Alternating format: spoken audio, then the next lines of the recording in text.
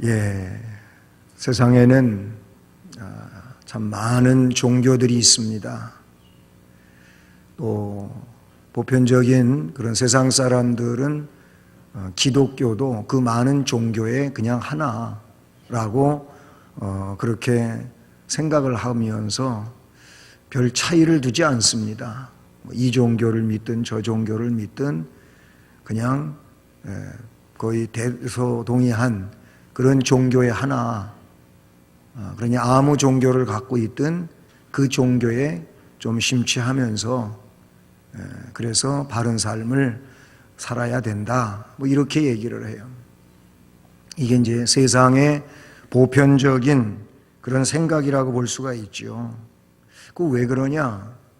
그냥 종교라고 하는 것은, 신앙이라고 하는 것은 인간이 살아가는 데 있어서 좀 풍요로운 삶을 살기 위해서 필요한 내용이다. 그 정도로만 생각한다는 거죠. 그러니까 세상을 사는데 종교의 좀 덕을 봐서 세상적 삶을 좀 더 평화롭게 그리고 좀 윤택하게 그렇게 하는데 그냥 종교가 필요하다는 것이지요. 그래서 종교를 묻는 질문에도 뭐 불교다 아니면 기독교다 이런 응답을 하는 것도 보면은 그 종교에 대하여 뭐 깊이 있게 생각을 하면서 나는 기독교인인데요, 나는 불교인인데요, 그렇게 생각하지를 않아요. 그냥 앞에 말씀드린 것처럼 그런 정도의 수준을 가지고 나는 기독교인이다, 나는 불교인이다, 뭐 그런다는 거예요. 차이가 별반 나타나지 않는다고 하는 거예요. 그러나 교회 다니는 사람, 성도는 그런 개념을 가지고 있으면 안 되는 겁니다. 그건 일반적인 세상 사람들이 생각할 수 있는 그런 지식이지, 교회 다니며 예수를 구세주로 믿는다고 하는 사람들은 그런 의식에 별반 차이를 두지 않고 있다면은 이건 아주 큰 잘못이죠. 그리고 기독교를 제대로 알지 못하는 상황에서 빚어내는 그런 일들이라고 볼 수가 있어요.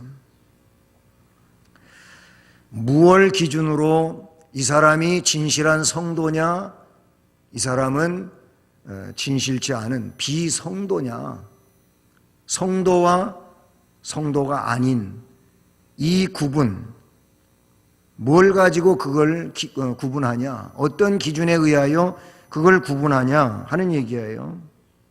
근데 오늘 이 말씀에 보면은 그 구분점에 대한 답을 우리에게 제시해 주고 있다, 이렇게 볼 수가 있어요. 오늘 말씀 제목이 의를 행하라 라는 말씀입니다. 의를 행하라.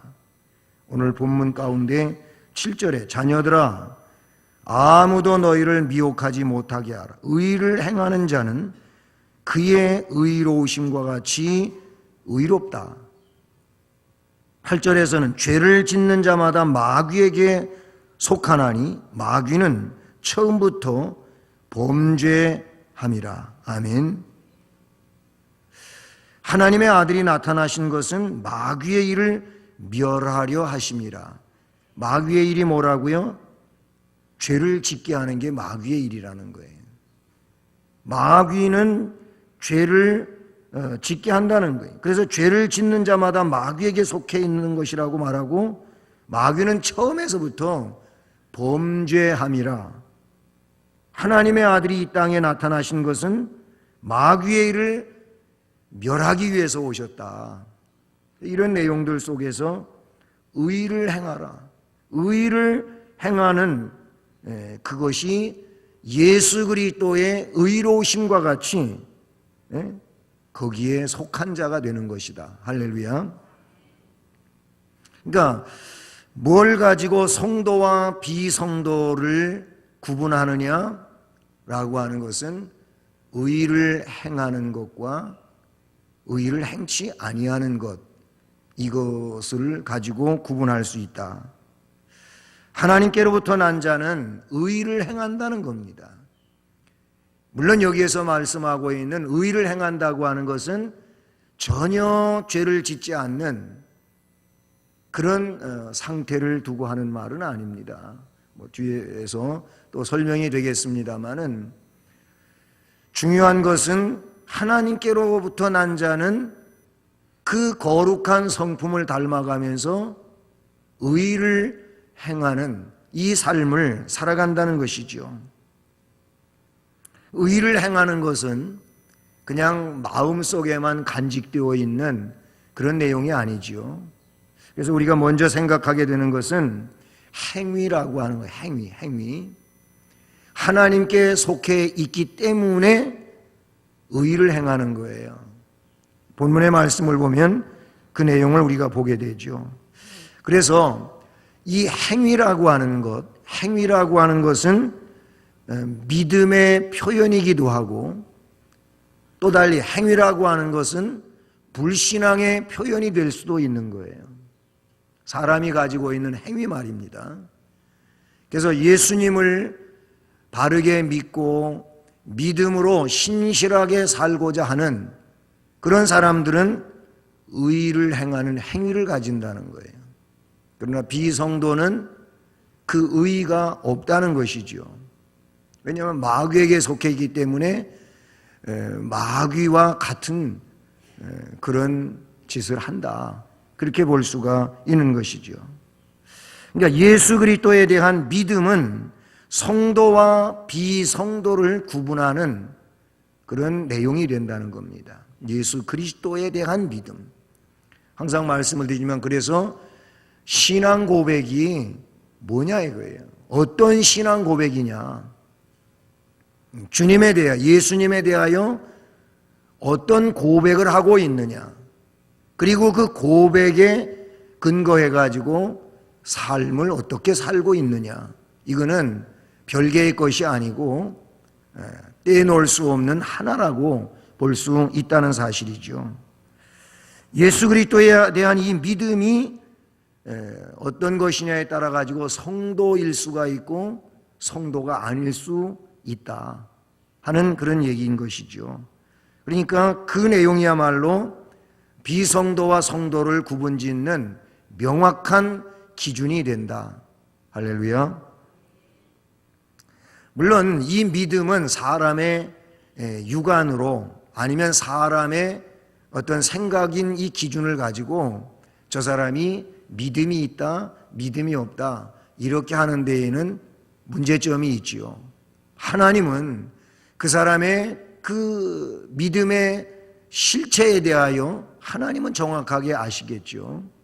하나님이 그 부분을 모르실 리가 없지요. 왜냐하면 우리 하나님은 심령과 폐부를 감찰하시는 분이기 때문에 그렇습니다. 관절과 골수를 찔러 쪼개기까지 하는 그런 깊은 것까지 살피시는 하나님이시기 때문에 그 사람의 믿음에 대하여 모르시지 않는다. 하지만 사람은 함부로 이 부분에 대하여 저 사람의 믿음 진짜 믿음이고 저 사람의 믿음은 가짜 믿음이고 우리가 그렇게 판별해서 말할 수는 없다, 그런 얘기예요. 다만 믿음은 인간의 내부에 그냥 잠재되어 있지만은 않고 이 안에 있는 믿음이 바깥으로 표출되게 되는데, 밖으로 표출되게 되는 그것이 행동이다, 그런 얘기예요. 행동. 내 안에 있는 이 강력한 믿음이, 이 진실한 믿음이, 또는 이 능력 있는 믿음이, 주를 향한 열망의 사랑이 그냥 마음속에만 이렇게 고이 간직되어 있는 그런 상황이 아니고 이것이 바깥으로 드러난다는 거예요. 그 드러나는 모습이 행위라는 거예요. 언어적 행위든 아니면 어떤 몸짓의 행위든 그 안에 있는 것이 바깥으로 그렇게 나타나게 하는데 이것이 바로 행동이다라고 볼 수가 있는 것이죠. 믿음은 행동에 절대적인 영향을 미친다는, 이 믿음이 생명력 있는 믿음이고 달리 말하면 살아있는 믿음이기 때문에 그래요. 살아있는 믿음은, 생명을 가지고 있는 믿음은 행동에 나타나는 거예요. 절대적 영향을 행동 속에 미친다, 그런 얘기지요. 그래서 행동은 믿음의 외적 표현이다, 이렇게 볼 수 있는 거예요. 사람이 마음속에 어떤 마음을 갖고 있는지를 아는 것은 그 사람의 행동을 보면서 아는 거잖아요. 그 사람이 그 마음속에 지금 어떠한 상태의 마음을 가지고 있는지 그 사람의 행위를 가만히 관찰해 보면은 알 수 있어요. 말하는 걸 보면서도 그 사람의 심령 구조를 알게도 되고요. 또 그 사람이 표현하는 이런 행위들을 보면서 그 사람의 마음 상태를 알게 되지 않습니까? 또 얼굴에도 그런 모습이 나타난다고 하잖아요. 마음의 상태가. 얼굴을 보면서 저 사람 기분 되게 나쁜가 보네. 저 사람 오늘 아침에 무슨 일이 있었나 봐. 이렇게 하는 게 얼굴에서도 그런 모습이 나타나기 때문에 그래요. 사람이 행하는 바, 길을 가면서도 행동하는 그런 하나하나의 행동들이 이 마음 상태를 자꾸 표출시키는 거잖아요. 그냥 마음에 스트레스가 그냥 폭발 직전에까지 차 있는 사람은요, 얌전하게 뭐가 어떻게 안 돼요. 그냥 가다가 캔이 하나가 그냥 놓여있으면 그거를 뻥 차보고, 그리고 괜히 그냥 소리도 질러보고 헛된 주먹질도 하고 그러잖아요. 화가 잔뜩 치밀어 오르면 앞에 있는 사람 어떻게 때릴 수는 없고 막 그냥 고래고래 소리를 지르며 욕설을 퍼부어대는 사람도 없잖아요. 이 마음 속의 상태, 속의 상태, 그게 지금 바깥으로 터져 나오는 거지요. 내 안에 있는 이 믿음도 내 언어에, 그리고 삶의 모습에 그렇게 녹아난다. 그래서 행동은 믿음의 외적 표현이다. 믿음은 행동으로 드러난다, 그런 말씀이라고 볼 수 있는 것이죠. 그래서 어떤 사람의 행위를 가만히 눈여겨보면 그 사람이 지니고 있는 생각도 알아낼 수가 있고 그 사람이 지니고 있는 신앙심에 대해서도 볼 수 있다, 그런 얘기예요. 우리 주님은 요한복음 14장에서 21절에서는 내 계명을 지키는 자라야 나를 사랑하는 자다, 이런 말씀을 하셨어요. 내 계명을 지키는 그 사람이 나를 사랑하는 자다. 주님의 말씀을 따라가는 일은 그렇게 쉬운 일은 아니잖아요. 그런데도 불구하고 그 말씀을 지켜간다? 주님을 사랑하기 때문에 그렇다는 거예요. 주님이 그렇게 말씀하셨어요. 그 같은 장 요한복음 14장 24절에 내려가면 비슷한 말씀인데, 나를 사랑하지 아니하는 자는 어떻게 한다고요? 내 말을 지키지도 않는다는 거예요. 내 말을 지키지 않는다고 하는 것은 나를 사랑하지 않기 때문이라고 그렇게 말씀하고 계심을 우리가 보게 되는 것이죠. 그러니까 그 행동에 있어서 주님을 사랑하지 않는 자는 그 계명을 지키지 않는 거예요. 주님을 사랑하기 때문에 그 계명을 지켜가는 이런 삶을 산다고 말씀을 해주고 있어요. 생명력 있는 믿음, 살아있는 믿음, 능력 있는 믿음은 그 믿음과 삶이 그래서 일치해 간다는 거예요. 일치해 간다는 거예요. 믿음하고 삶이 이원화돼 가지고 있는 그게 아니에요. 이것은 그만큼 믿음의 능력이 부족한 거지요. 능력 있는 믿음은 삶을 믿음의 내용으로 이끌어 간다, 그렇게 보시면 된다는 얘기죠.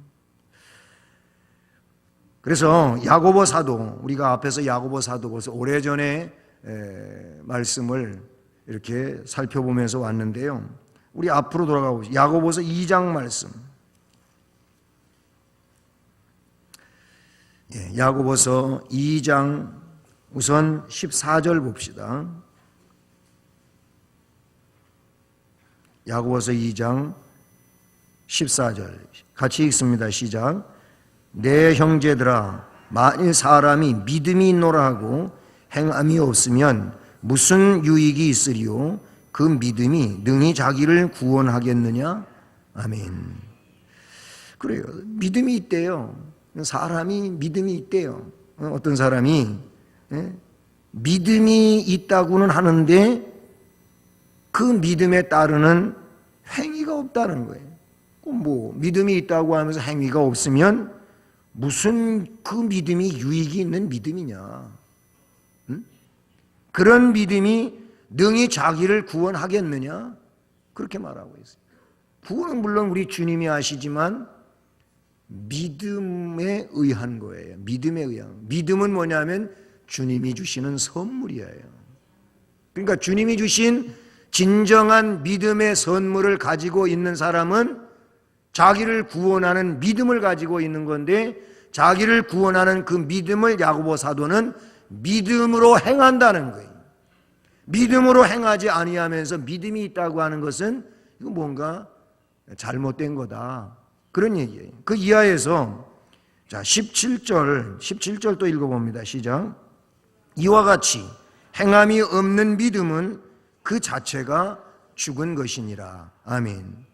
행함이 없는 믿음은 그 자체가 죽은 거예요. 죽어 있는 믿음이다.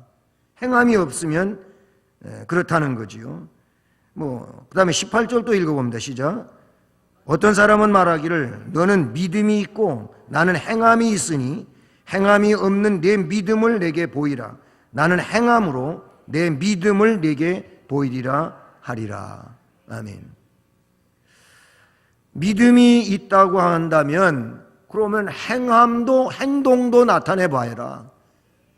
나는 내 행함을 가지고 내게 있는 믿음을 보여주겠다, 이렇게 말하고 있어요. 믿음은 곧 행동하는 것이라고 하고 있어요. 행동하지 못하는 것은 앞에 있는 것처럼 죽은 믿음 자체가 죽어 있다, 이렇게 말하고 있어요. 행함이 없는 믿음에 대하여 야고보 사도는 19절에서 뭐라고 이야기합니까? 네가 하나님은 한 분이신 줄을 믿느냐? 잘한다는 거예요. 그것까지는 잘하는데 문제는 뭐냐면 그런 정도라면 귀신들도 하나님을 알고 그래서 믿고 떤다는 거예요. 귀신도 하나님을 믿고 떤다는 거예요. 그 정도라는 거죠. 그 정도는 귀신도 안다는 거예요. 자, 다시 22절 봅시다. 22절 시작. 네가 보거니와 믿음이 그의 행함과 함께 일하고 행함으로 믿음이 온전하게 되었느니라. 아멘. 믿음은 행함과 함께 일을 하면서 그 행함이 믿음 자체를 온전하게 드러낸다고 말씀하고 있지요. 또 건너뛰어서 26절 한 번 더 읽어봅니다. 시작. 영혼 없는 몸이 죽은 것 같이 행함이 없는 믿음은 죽은 것이니라. 아멘. 그렇죠? 영혼이 없는 몸은 죽은 몸이에요. 마찬가지로 살아있는 믿음은 행함을 가지고 있다. 만약에 행함이 없다면 영혼 없는 몸이 죽은 것처럼 그 믿음은 죽은 것이다, 이렇게 말하고 있어요. 예수님은 산상수훈을 쭉 말씀을 하시고 마지막 그 7장 24절 또는 26절에서 지혜로운 건축자와 어리석은 건축자를 이야기하는데, 지혜로운 건축자는 나의 이 말을 듣고 행하는 자는 그 집을 반석 위에다가 짓는 지혜로운 사람 같다. 어떤 사람이 주님의 말씀을 듣고 행하는 사람, 그 사람이 무너지지 않는 반석 위에 집을 짓는 지혜로운 사람이라는 거예요. 근데 26절에서 마태복음 7장 26절에서 나의 이 말을 듣고도 행하지 않는 사람은 그 집을 모래 위에다가 짓는 어리석은 사람과 같다. 그러니까 결국 모래 위에 집을 짓는다든지 반석 위에 집을 짓는 그 기준은 어디에 있느냐 하면 주님이 해주신 말씀을 듣고 그대로 지키느냐 안 지키느냐의 갈림이 된다는 거 그렇게 말씀해 주고 있어요. 나의 이 말을 듣고 행하는 자, 나의 이 말을 듣고 행하지 아니하는 자. 결국 뭐예요? 주님의 말씀이 생명의 말씀이라고 믿는다면 그 말씀을 듣고 행동하면 이게 승리하는 것이고 주님이 인정해 주시는 그런 내용이라고 말씀해 주고 있지 않습니까? 그래서 이 행위라고 하는 것은 이 내적인 믿음에 대한 표현이다. 할렐루야. 그러니까 여러분 표현하는 자가 되기를 축복합니다. 표현하는 자가 돼야 돼요. 좀 다르긴 하지만은 사랑이라고 하는 것도 그냥 마음속으로만 사랑하고 있으면 안 된다는 거예요. 우리 한국의 어른들은 하도 봉건적이어가지고 그냥 마음이면 돼. 마음이면 내가 마음으로 사랑하면 되지 여보 사랑해? 꼭 그래야 되냐는 거예요. 근데 시대가 바뀌어가 요즘은 안 그러지요. 요즘은 고백을 참 잘하는 것 같아요. 여기 나이 드신 어른들은 지금도 고백이 잘 안 되는 여보 사랑해 그런 거 잘 못하잖아요. 저도 실력이 많이 늘었어요. 근데 이 마음은 정말 사랑이 가득해요.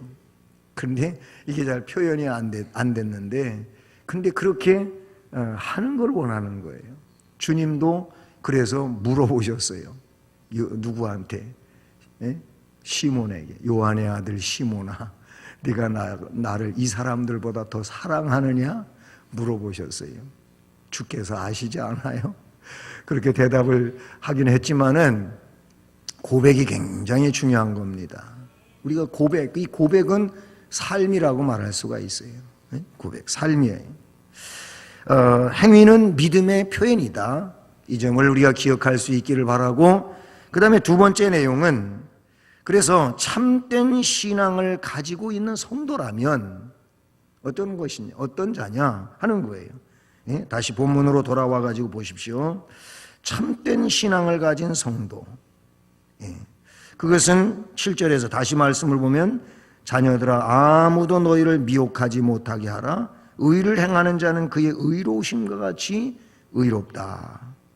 결국 참된 신앙을 가진 성도는 주님처럼 의를 행해간다고 말씀해 주고 있는 것이죠. 그리고 8절에서 주시는 말씀처럼 하나님의 아들이 나타나신 것은 마귀의 일을 멸하려 함이라. 마귀의 일은 범죄하게 하는 건데 참된 신앙을 가지고 있는 것은 하나님의 자녀를 말하고 그리스도의 제자를 말한다면 역시 그리스도의 제자된 자로서 하나님의 자녀된 자로서 삶의 내용 가운데 뭘 멸하여 가야 되는 거예요? 마귀의 일을 멸해 가야 되는 거예요. 마귀의 활동 영역을 어떻게 자꾸 없애버려야 돼요. 내 삶의 내용 가운데 마귀가 활동하는 이런 내용들을 어떻게 해요?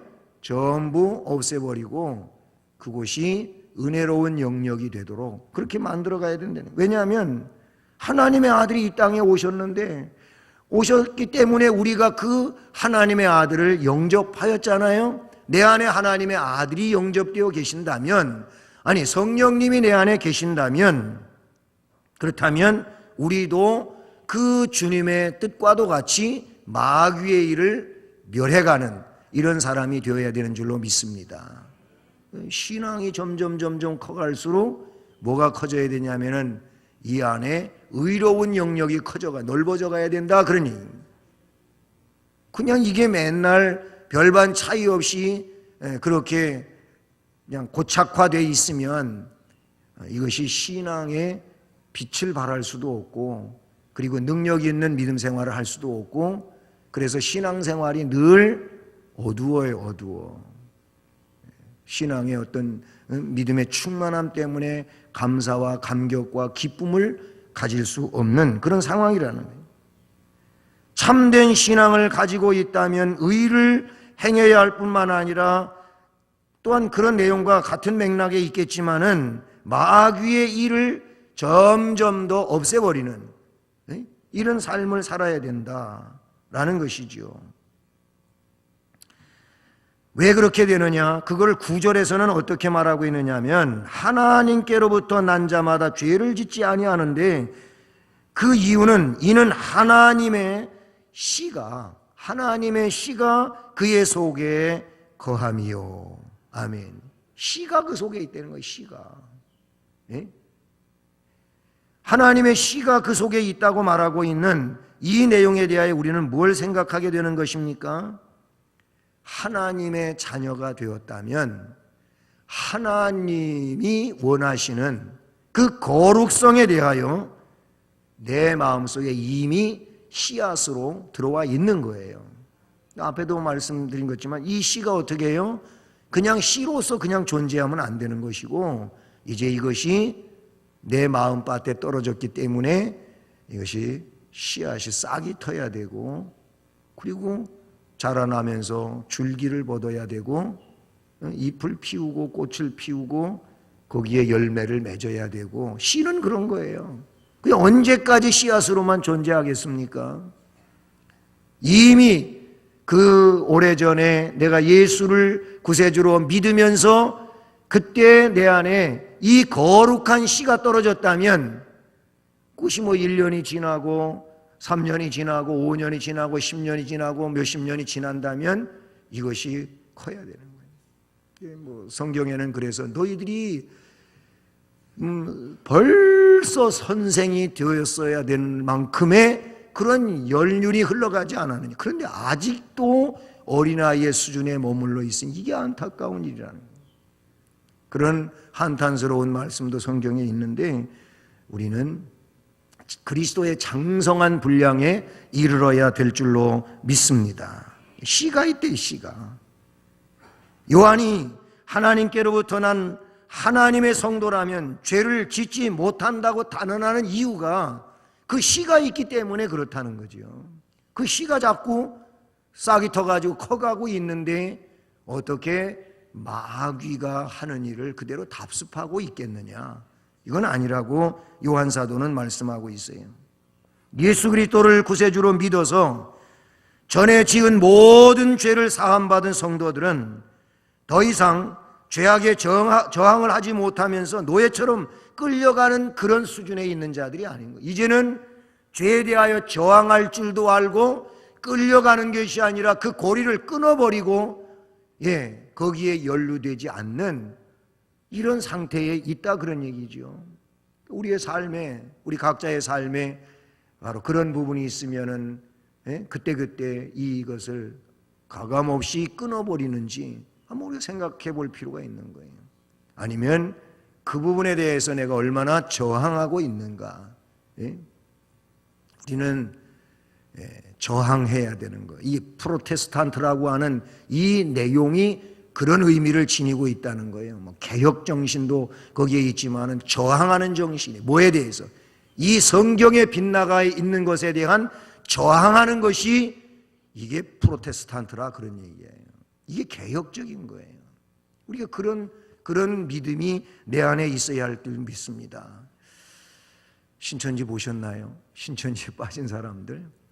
우리 교회 홈피에도 거기 자료실에 아주 홈피지 관리하는 자매가 빨리 올려놨더라고요. 오후까지 우리 교회 홈페이지 자료실에 들어가면 1부부터 5부까지 다 들어가 있어요. 보니까 제가 어저께 확인을 했는데 근데 한번 보십시오. 그 사람들 거기에 빠져가지고 어느 정도 깊이 들어가 놓으니까는 아니 저항을 해도 그렇게 저항을 하나요?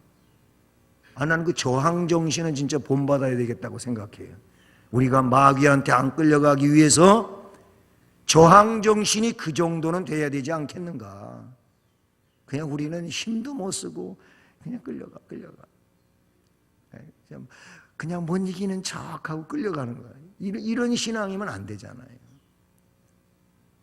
아니 그런 일이 어디가 있어? 거기 보니까는 아니 그 엄마 아빠로부터 세상에 태어난 이 자식의 존재가 그 부모에 대하여 부모가 아니에요. 더 이상의 부모가 아닌 거예요. 그냥 마귀예요. 그 사람들한테 입장에서 보면은 부모가 아니고 그냥 마귀요, 마귀. 그러니까 어떻게든지 자기가 가지고 있는 그런 내용으로 완전히 뒤집어 놔야 되는 그런 상황이더라고요. 그러면서 이게 엄마도 아니고 아버지도 아니고 원수같이 여기는 그런 상황이에요. 그러면서 안 끌려가려고 저항하고 끌려갔다가도 빠져나와가지고 자기가 승리했다는 거예요. 이기고 나왔다고. 그런 얘기는 하고 있는 거예요. 무서운 겁니다. 그래서 가정이 깨지고 파괴되어지고 그 자녀를 구해내려고 일터도 다 버려버리고 그냥 1년 365일 그렇게 개인 시위를 하고 피켓을 들고 다니고 여러 가지 힘겹고 어려운 일이 있는데도 그 일을 하고 애를 거기서 꺼내려고 그 귀중한 영생의 목숨을 꺼내보려고 그렇게 애쓰고 있는 거예요. 무서운 겁니다, 이게. 자, 얘기가 조금 다른 방면으로 갔지만 이 저항정신이라고 하는 것이 우리 신앙의 생명력 안에 있어야 되는 거예요. 예? 주님을 따르기 위해서 이 거룩한 믿음을 지키기 위해서 그런 일이 있어야 된다, 그런 얘기예요. 예수 그리스도께서 흘리신 보혈의 능력으로 우리는 죄악을 이겨내야 될 줄로 믿습니다. 디도서 2장 14절에 그래서 바울 사도는 이렇게 기록하였어요. 그가 우리를 대신하여 자신을 주심은 모든 불법에서 우리를 속량하시고 우리를 깨끗하게 하사 선한 일을 열심히 하는 자기 백성이 되게 하려 하심이라. 거기에서 꺼내가지고 선한 일을 열심히 하는 자기 백성이 되게 하려고 그렇게 하셨다는 거예요. 거룩한 씨를 주신 것은 그것 때문에 거룩한 씨를 주셨다는 거예요. 내 안에 이 거룩한 하나님의 영이 들어와서 이렇게 역사하시고 나를 주장하시는 그 이유가 뭐냐면 바로 디도서 2장 14절 마지막 부분에 있는 것처럼 나를 속량히 깨끗하게 만들어가지고 하나님이 원하시는 그 선한 일을 열심히 하는 거예요. 열심히 하게 하려고. 그게 뭐예요? 참된 신앙을 가진 성도가 추구해 가야 될 그런 일이라고 볼 수 있는 것이죠. 베드로전서 1장 19절에서도 오직 흠없고 점없는 어린 양 같은 그리스도의 보배로운 피로 너희가 속량함을 얻었으니 그 주님을 위해서 살라는 겁니다. 할렐루야.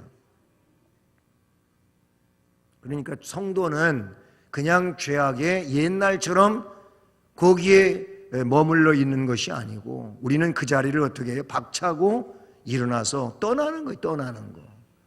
그 자리에 그냥 머물러 있는 것이 아니라는 거. 이게 성도, 진실한 성도의 모습이라고 볼 수 있는 것이죠. 이 말씀에서 즉 9절에서 하나님께로부터 난 자마다 죄를 짓지 않는다. 그냥 죄를 하나도 안 짓고 뭐 하나님 법에 어긋나는 일을 조금도 안 하는 이런 완벽한 상황을 말하고 있는 것이 아니고 하나님의 백성도 연약한 모습이 있어서 죄를 짓지요. 잘 못하지요. 부끄러운 모습이 있지요. 그러니까 매일매일 회개해야 되고 하는데 여기에서 말하고 있는 그 내용은 습관적으로 죄를 짓지 않는다는 거예요. 습관적으로. 아니면 똑같은 내용을 계속적으로 반복해서 죄를 짓는 이런 일이 아니라는 거예요. 고리를 끊을 줄도 안다는 것이죠. 그런 의미에서 범죄하지 않는다. 이렇게 말씀하고 있는 것이죠. 참된 신앙을 가진 성도는 그러므로 그 씨에 의하여 거룩하게 주님의 장성한 분량에까지 나아가려고 한다. 이게 참된 신앙을 가진 성도의 모습이죠. 그러므로 마지막으로 성도는 의를 행하는 믿음을 가지고 있어야 된다. 이게 진정한 성도예요. 의를 행하는 믿음.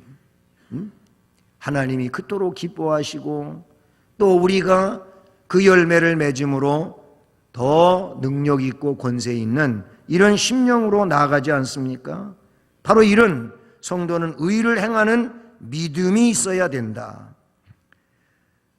자녀들은 알게 모르게 부모를 닮아가잖아요. 부모님을 닮아가요. 네. 본인들은 쟤는 날 안 닮았어 그래고 아유 나는 우리 아버지 안 닮았어 그래도 남이 제 3자가 볼 때는 빼 닮았어 그냥 이 뭐 모습만 그런 게 아니고 하는 짓이 그래. 그 하는 모습이 그래요. 어떤 사람들은 그 말씨까지 꼭 닮더라고. 말씨까지 닮아요. 그러니까 자녀는 부모를 은연중에 닮아가는 거예요.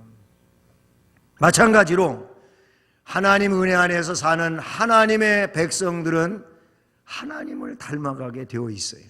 주님을 닮아가게 되어 있어요. 예? 같이 늘 함께 있는 분들 서로 간에 볼 때 별로 안 달라져 있는 것 같지만은요, 오래간만에 보는 분들이 보면 진짜 많이 달라져 있다고 그렇게 말해요. 오래간만에 한번 만난 사람한테 듣는 얘기들은 그래요. 아이고, 그 전에 진짜 망난이었었는데 많이 달라졌네. 그러기도 하고요. 아, 정말 예수꾼 다 됐네. 그러기도 하고, 오랜만에 만나는 사람들한테는 그런 얘기를 들어요. 이것처럼 이 사람은 믿으면서 나름대로 성공한 거예요. 신앙의 성공이 그런 모습에서 드러나고 있다고도 볼 수 있죠. 하나님을 닮아가기 때문에 그렇다고 볼 수 있는 것입니다. 의를 행하는 것은 다른 증거들이 더 필요치 않을 만큼 가장 분명한 성도가 가지고 있는 증거예요. 의를 행하고 있다면은 그렇잖아요. 성도로서의 또 더 명확한 증거가 뭐가 있겠어요? 성도로서 명확한 증거는 그가 의를 행하고 있다고 하는 그것이 성도의 증거예요. 증거. 우리는 이런 증거 자료를 갖고 있는 은혜자가 되기를 주님의 이름으로 축복합니다. 네, 그래야 돼요. 그래서 본문에서 요한은 의를 행하는 자는 예수님께서 의로우신 것처럼 의롭다고 말하고 있지 않습니까? 예, 그래서 마지막 그 9절 중반 이하에 보면 뭐라고 말씀합니까? 예, 그도 범죄하지 못하는 것은 하나님께로부터 났음이라. 아멘. 그렇게 말하고 하나님께로부터 났기 때문에 점점 거룩해지는 거예요. 의를 행하는 이런 삶을 살아가게 되는 줄로 믿습니다. 그래요. 우리는 하나님의 씨를 가지고 있는 자입니다. 이 안에 거룩한 능력이 임했어요. 이 거룩한 능력이 임한 자로서 이 능력을 가지고 우리는 이것을 어떻게 자꾸 극대화시켜 가야 될 줄로 믿습니다. 이것을 크게 만들어야 된다 그러니 그러기 위해서는 어떻게 해요? 의를 행해야 된다. 의를 매일같이 삶 속에서 말씀을 중심으로 해서 의를 행해가야 된다. 하나님이 그걸 원하고 계시잖아요. 그것이 선한 열매예요. 선한 열매를 맺은 자는 아버지 하나님께서 그들에게 선한 역사에 의한 상급을 분명하게 주신다고도 약속했지 않습니까? 선을 행한 자는 그 선의 근거에서 또 하나님의 상급이 있을 것이, 악을 행한 자는 그 악에 근거해가지고 하나님의 심판이 따르게 될 것을 말씀해 주셨잖아요. 사랑하는 성도 여러분, 오늘 말씀의 제목처럼 의를 행하는 삶이 되기를 축복합니다. 우리를 그런 사람으로 하나님께서 세우셨어요. 이런 주님의 부르심에 온전히 부응하면서 하나님께 영광을 돌리는 믿음이 될 수 있기를 주님의 이름으로 축복합니다.